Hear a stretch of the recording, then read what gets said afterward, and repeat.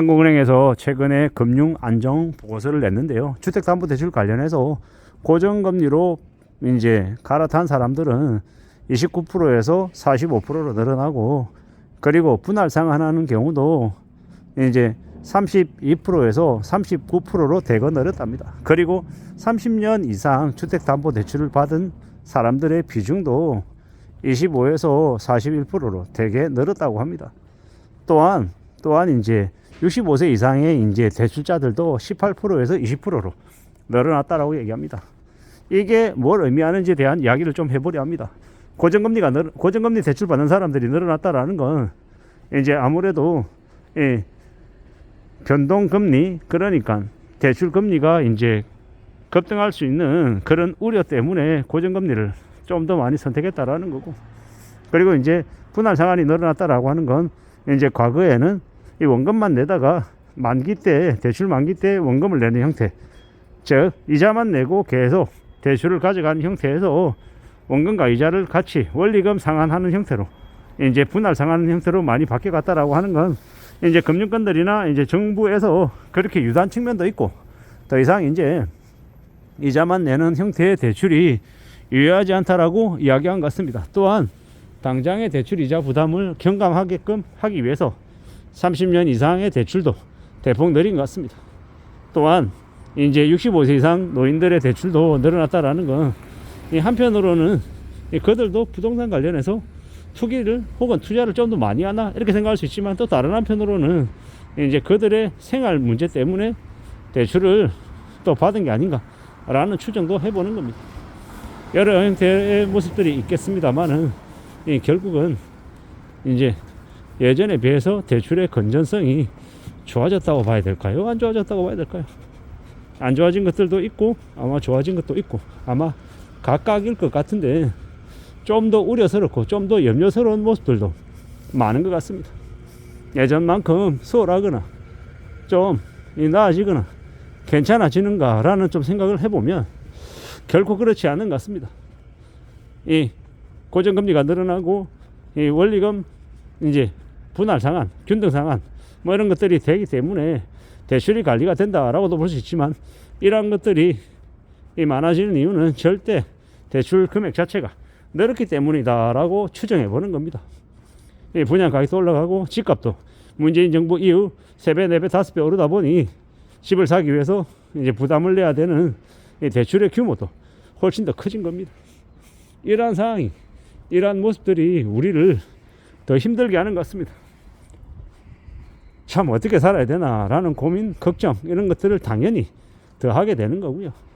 앞으로 살아가는 삶을 빡빡하게 보는 거죠. 이 집값이 떨어지면 이 연체하는 사람들이 2%에서 5%로 늘어난다라고 얘기하는데 참 우려스럽죠. 왜냐? 앞으로 집값이 떨어질 건 확실하기 때문이죠. 너무 단정적이지 않냐? 네가 어떻게 책임질 수 있냐? 라고 묻는 사람도 있겠지만, 이미 지금 사람들이 부동산에 대한 관심을 거두고 있습니다. 부동산 따위에 관심을 가질 수가 없는 거죠. 뭐 가져서 어떡하겠습니까? 지금 현재 상황이 아닌데, 미쳐 날뛸 정도인데 어떻게 관심을 가지냐라는 겁니다. 정신 바짝 차리고 살고 좀 더 우려하고 좀 더 대비하고 사는 것 말고는 길이 없겠다라고 보는 겁니다.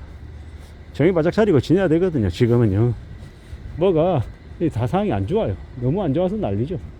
이걸 어떻게 해결하고 어떻게 수습해야 되나라는 고민을 너도 나도 하고 있는 게 지금입니다. 이런 시대를 지금 살아가고 있는데 함부로 부동산에 투자한다고요? 미친놈들이죠. 또라이들입니다. 또라이들. 제정신이 아닌 것들입니다. 지금도 2025년에 뭐 대세 상승기다 이렇게 개소리하는 놈들이 있는데 미친놈들이죠. 그런 쓰레기 같은 인간들이 너무도 많은 것 같습니다. 그런 놈들이 찌꺼리는 말 때문에 무수히 많은 사람들이 몰락하고 망가지고 이 빚쟁이로 전락하는 것 같습니다. 이 채무불이행자, 신용불량자죠. 채무불이행자라니까 되게 좀 글을 싸게 얘기하니까 뭐가 있는 것처럼 느껴지지만 실제로는 되게 이제 서글픈 이야기입니다. 채무불이행자, 빚쟁이, 이 신용불량자, 이 통장도 사용 못하고 카드도 사용 못하고 되게 이 자본주의 사회에서 사람으로 취급 못 받는 사람이다 라고 봐야죠. 좀 화가 나는 거죠. 그 지경이 될 때까지 도대체 뭐였냐라는 겁니다. 자기 인생을 제대로 챙기지 않고 나 몰라라고 그냥 되는 대로 산 거 아닌가, 뭐 이런 좀 험한 얘기도 할 정도로 좀 별로이죠.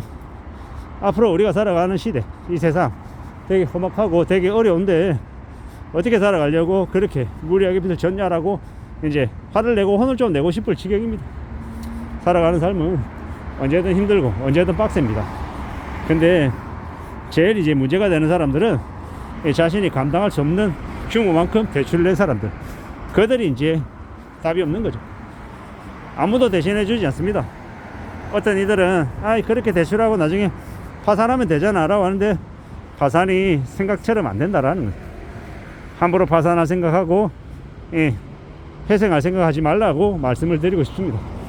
그렇게 만만하게 생각하고 까불어대고 지내다가 인생이 엉망될 수 있다라는 걸 감히 말씀드립니다. 살아가는 지금의 시대는 무지하게 힘들다, 정말 빡세다라는 거. 함부로 여행을 바라고 함부로 공짜 바라고 남의 돈을 내 돈처럼 생각하면 안 됩니다. 남의 돈을 내 돈처럼 생각하고 대출을 우습게 생각하는 인간들의 말로는 되게 비참합니다. 그걸 잊지 않았으면 좋겠습니다. 살아가는 지금의 시대 어떻게 살아가야 되겠습니까? 어떻게 마음을 먹어야 되겠습니까? 정신을 바짝 차리고 조심하고 또 조심해야 된다라고 이야기하고 싶습니다. 언제든 우리는 지금 힘들다라는 거.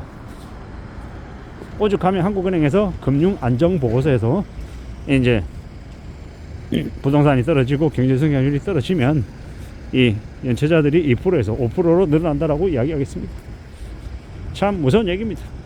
무서운 얘기. 대출자 2천만 명 중에서 5%면 100만 명이다라는 겁니다. 1970몇만 명이 차주라고 얘기하던데요. 그 집계에 또 누락이 된 사람들 분명히 있을 거고, 그러면 100만 명 훌쩍 넘어가지 않겠나라고 보는 겁니다. 살아가는 시대의 현실이 이러한데 함부로 욕심부리고 함부로 세상을 살아가는 걸 만만하게 생각하고 자기가 부자가 될 거라고 까불어댔다가 나중에 인생이 개박살 나는 경우가 너무도 많다라는 겁니다. 정신 바짝 차리고 살아가자, 좀 더 두려워하고 좀 더 염려하고 살아가자 라는 이야기를 하고 싶습니다. 험한 시대를 살아가고 있는데 너무나도 겁없이 못 모르고 움직이게 되는 인간들이 여전히 많습니다. 어떻게 우리는 살아가야 될까요? 어떤 마음이어야 될까요? 잘 공유하고 단단히 내 삶을 지켜내려고 애써야 될 것 같습니다.